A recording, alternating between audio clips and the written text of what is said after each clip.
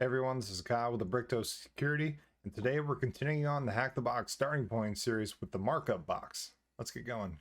Alright, so I got a box up and running. Let's go ahead and grab our IP, hop into Kali, and we're going to do sudo nmap and do our standard, putting in our IP -sv for version search and a -sc to do a default script search.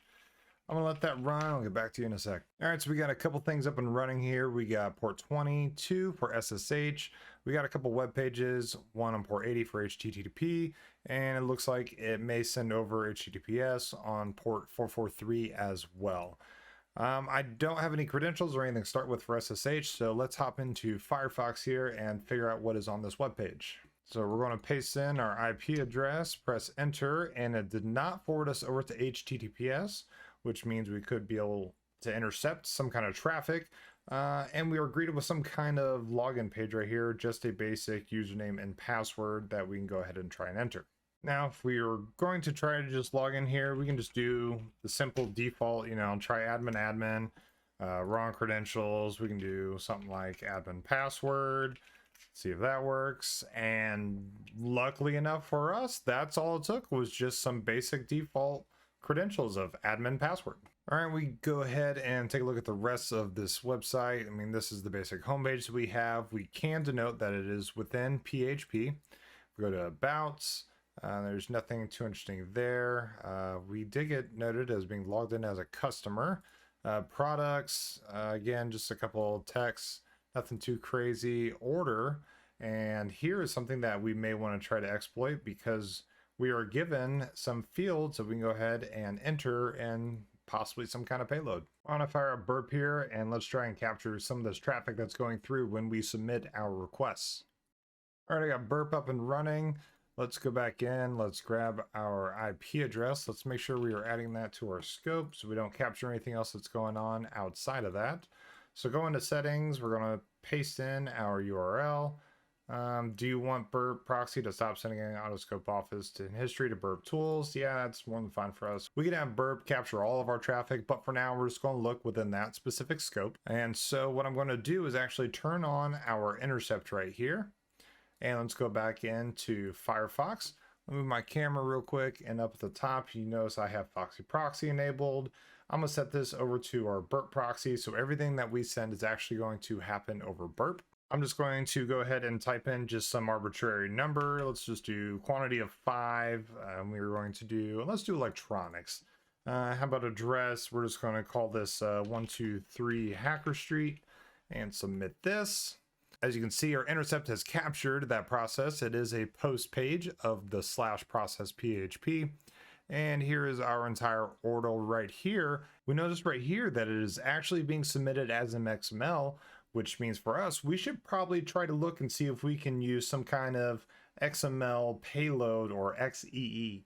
XEE stands for XML External Entities. And what exactly is XML and what is it used for? Well, that stands for Extensible Markup Language. And it is just something that is described as being both human and machine readable. So when somebody wants to query something, they can send out a protected language of how this specific process is going to be encrypted so the machine can understand it, as well as be readable for a user that is trying to figure out what is going on within this process. This usually happens by encrypting or changing the character set and defining some kind of rules for this XML doc. Now, the way this works is that XML defines these concepts as entities, and they define some kind of storage unit or type. Now, if the parser for these XML docs are not configured correctly, this is where we start getting some of these concepts of exploit for our sake. Now, the first thing I'm going to do is go ahead and take this request that we got, send it to repeater, so I always have this logged, and I'm just going to turn off the intercept. I'm going to let everything run through as usual. We can see that your order for electronics has been processed. So I hope whoever lives off of 123 Hacker Street enjoys their 5 electronics that they are getting. Going back into burp now though, we see that we have this within repeater, and we can go ahead and try to add our own payload or whatever we may use in order to exploit within our XML documentation. But I'm not quite sure what it is we are going to do, so I'm going to go ahead and go into Firefox. Let's just Google something like XML hacks. We search this and we have several different pages that are going to pop up. Now we can go through and read all these different tips and tricks, but one thing that is very useful that you will probably use in your future pen tests is going to be Hacktricks. You may come across this just to kind of further enumerate your proof of concepts. Right here we have XXE or XEE for XML external entity, and this will kind of give you the basics. We walk through exactly what is an XML, here are the different entities and what they describe, all the different elements, and these are what we're going to be looking to declare within our documentation. And we can actually create our own custom entities if the parser is not configured correctly. So you can keep scrolling down here and eventually you're going to get to what are these main attacks. And we may actually try to use something like this new entity test. Why don't we go ahead and grab some of these payload types. So I'm going to grab this doc type foo, go back into burp, and this is where we're going to actually use repeater. Press enter and let's paste in our doc type, and we're going to go ahead and change the foo, keep the entity, and then we need to change the to replace. Now doc type foo, the foo that we're going to replace is going to be the user. Let's just assume we can try using root. That may actually be the user that works for us. All right, we changed our user. Let's go back in, take a look, scroll down a little bit on our Hacktricks. We can try to actually read a file. So we changed our user here in the doc type. We're going to keep our entity, and then we're just going to declare an example. So for this example, let's just call this test. How about that? And then we need to do system, because that's what we're going to be calling for. And after we enter our system, we're going to give it some kind of file that we're hoping to read. This is where things are going to change depending upon the system that you're trying to exploit. Something that's usually a safe bet for us to process is going to be files that are within the system32 registry of our computer. This is every single Windows device has this folder, and if you go ahead and take a look, now if we go ahead and just look at this PC that we have, if we go into our C drive, that is the default drive that's within all Windows, go to your Windows folder, then scroll down in here and you will have all the default folders that are within Windows. These can be configured as you wish, and here are the different files that are pretty standard for us. We can do the win.ini. You can see here is just the basic markup for it in my preview. So if you want to pick something like win.ini, system.ini, you can even pick one of these logs, but they may not have anything available into them. So typically if you use one of these configuration files, they're pretty safe bets to be a part of your Windows system that actually have something within them. Why don't we go ahead and just use system.ini. If we look back at Hacktricks, you can read here in this first case, notice that system, and then it describes our file with colon and then a triple /. So let's go ahead and add that. Let's just do file colon triple /, and that was on our C drive, colon / Windows folder, and then this is where we're going to describe our hopefully default machine system.ini configuration file. Go back in, look at our Hacktricks, and we will actually have to change the data set to be something an and sign with a semicolon at the end. So let's go back in. So we have our quantity address, and here is our data set that we're looking for. Instead of example, let's just call this test, so it's consistent with what's going on within our testing bracket, and we were going ahead and press send. I will note that syntax is always important. I had an extra E in file. Let's try pressing send again, and here is very good news for us. It actually read the system.ini folder, and here's the basic your order, here's our semicolon, and now we have information about the drivers and everything that is within the configuration file for system.ini, which is great. This means that we have local file inclusion using XML documentation for us. So we have our XML external entities vulnerability. Now the question becomes, what file do we go and read that may be valuable to us? We can try to go look at something like, I don't know, Windows. Let's do users /root /desktop and see if anything comes up. We're probably going to get warnings, so we can try and fish and try to find something that may be useful for us. But why don't we go back into our webpage to see if there's extra information that might clue us in onto what we need to look for next. We'll go back into Firefox. Let's go look at our webpage. Here we have our products page. Let's go ahead and view the page source. And right at the beginning of the top of our page source, we can see that it was modified by Daniel, which might give us a clue that Daniel might actually be a user on this device. If we want to remember that SSH was another available port for us, in order to connect to SSH, we have to have a key pair, both a private and a public key pair. The public is what is going to be shared onto the server in order to communicate back with us as a user. Our private is what is going to be valuable for us to actually connect into via SSH, because this should not be known by anybody else. This is our private key. Now, if we want to ask, what is the SSH default key name? Press enter and it will come back with SSH key pairs. It defaults to ID_RSA. Well, this is something we may want to actually look for. Going back into burp, if I start at the C drive, let's do users. Now we need to name our specific user. Let's do Daniel. And where that SSH key will live is actually a hidden folder. So you will do .ssh, and then we're going to put in our key name being ID_RSA, just as we saw before. Let's press send. And look what we have here. We have our private key that is available from local file inclusion on this XML doc, which is fantastic for us. All right, why don't we go ahead and copy our private key. Remember, you're going to start right here at the dots, and you're going to end where it says end OpenSSH private key. So I'm going to copy that, go back into our terminal, and I'm going to vim ID_RSA. Going to paste that in, and I'm going to close this.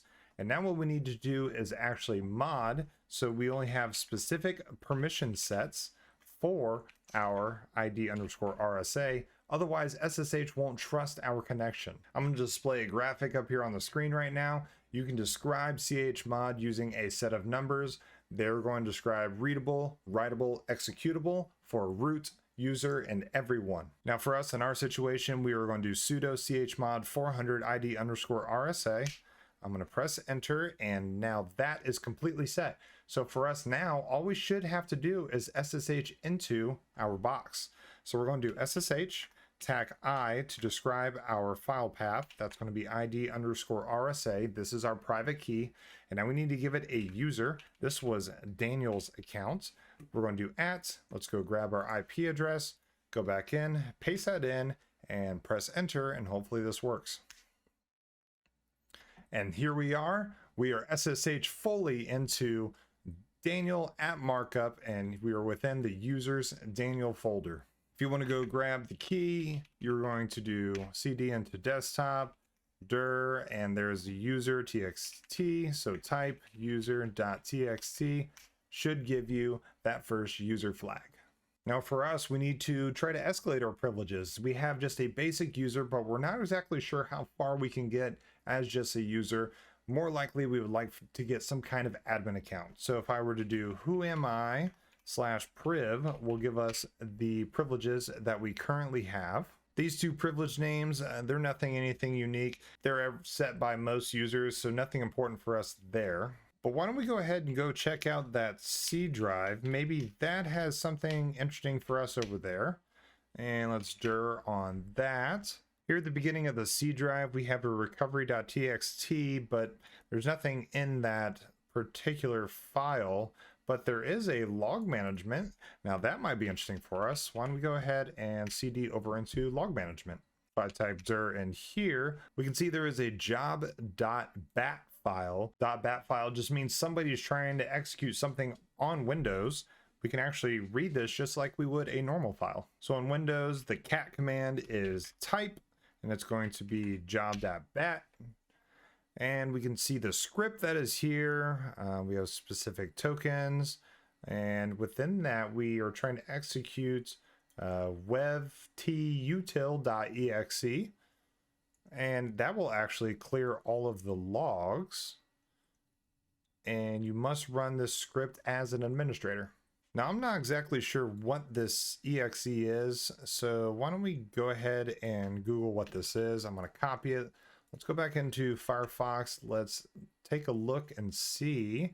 There is a page for us over on Microsoft, and webtutil enables you to retrieve information about event logs and publishers. You can also use this command to install and uninstall event manifests, to run queries, and to export, archive, and clear logs. That could actually be good for us if we're actually to install our own manifest, maybe. Now, we have no idea who actually is able to run this file. You can use something in Windows called iCackles, I think is the short term for it. And then we're going to describe the file being job.bat. Press enter, and there's a couple different people that are able to run this. Users that are within the built-in group have full permission sets, actually, as well as NT authority system administrators and other users as well. But this means as long as we are a user on this Windows device, we should be able to run this. If you just want to make sure you're actually part of this group, you can do net local group and then give it the group name that for us in our case is going to be users. And right here we have our members that are described. There's NT authority system, but Daniel is indeed part of that users group. Now we want to see if this batch file is on some kind of schedule to run. For Windows, we can check that doing sch tasks. Press enter, and this shows all of the different tasks that are scheduled to run. And you can check all these tasks, and you may not actually see our batch file being ran. So if you'd like to, you can just start a PowerShell by typing in PowerShell and then hit a PS, and this will show all the different services that are scheduled to be run. I don't actually see this process running, so I'm going to exit our PowerShell here and make sure that bat file is running. Why don't we go ahead and just try and run job.bat. Well, now after trying to run this, we can see that my connection has actually been closed. I'm going to go ahead and reestablish our SSH. So we are back in, and I'm going to do PowerShell. If I could type, and then PS, and see if it's running again. And there's what I wanted to see was the webtutil. So we do know that this is actually a process job that is running. Great news for us. Now let's go ahead and try to write over it. Let me CD back into that file. So let's CD into our C drive. All right, now our job.bat is still there. Great news. Now let's go ahead and try to write over it. And what I'm going to try to write into this batch file is going to be a reverse shell listener. So instead of actually having a shell in as Daniel, we can try to see if we can have the shell in as the administrator user that is running this webtutil for the job.bat. I'm going to open up another tab real quick. So we are back on our local machine. And I'm going to wget what is the exe quick web address on GitHub for a netcat listener, because I want to put a netcat listener onto our attack box. Press enter, and we were able to actually get the netcat listener. I'm going to provide this link for you into the description so you can go ahead and grab it and not have to type out that long nasty thing. And next thing I'm going to do is actually put up a Python 3 web server so our attack box can go ahead and grab something from our local IP. To do that, I'm going to do sudo python 3 -m http.server. Press enter, and it's now going to start listening onto our box. Now remember, when you set up this listener, you need to be within the same folder of the file that you were going to try to upload, being the netcat listener for us in our situation. So the same way that we use wget in order to grab that netcat listener, we can do the same thing here, doing wget, and I need to go ahead and grab our IP address. So I'm going to open another tab real quick and do ifconfig, and we're going to do our tunneled IP address. So let's go grab that, put that in, and now we're listening over port 8000. That is the standard Python 3 port that it opens up is port 8000. Now we need to add the file name, and for us it's the netcat64.exe. Paste that back in, and finally end it with an out file name. We're just going to call this the same thing, netcat64.exe. Press enter. I forgot I exited out of PowerShell, so let's start that back up again. And I'm just going to copy and paste this whole command, because wget does not exist on the command line. So if you ever get kind of a failure like that because it's not a recognized command, make sure that you're within PowerShell. Now let's go ahead and press enter. We had a quick little flash, so I'm assuming we were able to grab our file. If I type dir, there is our netcat64.exe. Awesome. Now what I'm going to do is echo out this file that we have. I'm going to give it the full path name. So we're going to do C log management, do backslash instead of /, and it's going to be netcat.exe. Then we're going to do tac e to execute this expression. What we're going to have it execute is going to be cmd.exe. That's just a basic command shell. Now we need to give it our ton0 IP address because this is what I want it to connect back to. So it's going to be 10.10.14.216 for me in particular. And I'm going to finish it off by giving it a special port. For me, I'm just going to do 1237. So now that we have all that, I'm just going to go ahead and write this and give it the full path again, doing C log management. And finally, we're going to give it the job.bat. And we are going to rewrite the current script that is within the batch file into becoming this new netcat listener for us. Now, before I do that, I'd like to actually set up my listener just to make sure we're listening and ready for this device. So I'm going to close the server that we have, and we're going to start netcat-nlvp and then give it our port of 1337. So we are now currently listening and we are ready. Go back in, and I'm going to execute this so it now writes over. So I made the error to try to run this as PowerShell, and we are not able to do that. Let's go ahead and exit PowerShell. Let's go ahead and run this within our command line. Now if I press enter, okay, we did not get any errors. Good to see. Let's go back into our listener, and hopefully whenever this runs again, we should get some kind of response back. If you got no response, go ahead and just try to rerun that command again. And let's see if it happens now. We got nothing.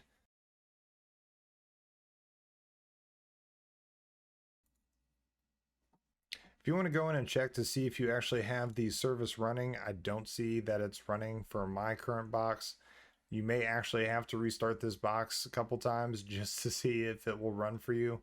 This is not a super stable service that we're trying to use, so I'm not 100% sure why it doesn't work all the time, but just because we've echoed it doesn't necessarily mean that it's going to run. Our shell may not actually be able to listen because the service isn't running. All right, I've had to run this a couple times just because it kept breaking. I think when you run it as PowerShell and you try to run the echo command, it breaks the job.bat file. I don't know why, but I should be good now. I've got my command back pasted in. All right, so I have to warn you, I ran this multiple times. I had to restart the box multiple times, but after a while, I was still able to echo. I had to change to a different command, netcat listener. I have submitted this multiple times, but I promise you, continue to resubmit the command. Eventually, you will get a shell onto Windows System 32 if you follow this step for step. But now we just need to go get the administrator flag. So we're just going to do type c:/user/administrator/desktop/root.txt.